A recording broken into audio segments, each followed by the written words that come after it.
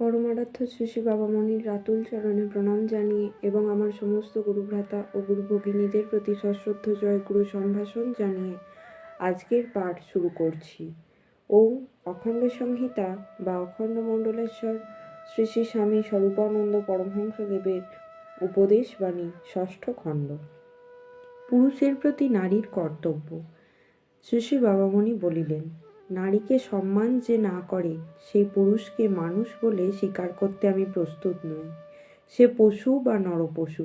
পুরুষকে উচ্চ প্রেরণা যে যোগাতে না পারে সেই নারীকে মানুষ বলে স্বীকার আমি করি না। মানুষ যদি হয় সে, তবে সে অসম্পূর্ণ মানুষ, অবমানুষ।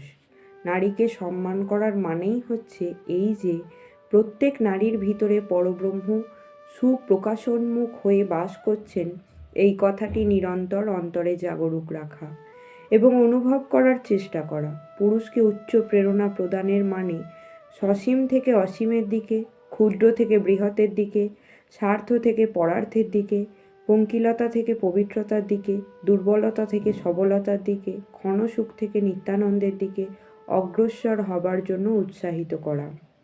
নারীর নারীত্ব এখানেই সার্থক, নারীর দেবীত্বের এখানেই প্রকাশ। ক্ষণিক সুখ দিয়ে নারী যেন পুরুষের অন্তরের অসীম উন্নতির সম্ভাবনাগুলিকে অবরুদ্ধ করে না রাখে। এই হলো পুরুষের প্রতি নারীর কর্তব্য।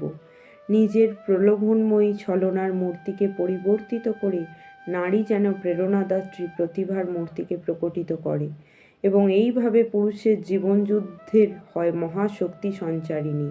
এই হলো পুরুষের প্রতি নারীর কর্তব্য। এই কর্তব্যের ব্রত সুষ্ঠু রূপে উদযাপন করতে তোমরা কাতর হইও না জননীগণ। জয় গুরু।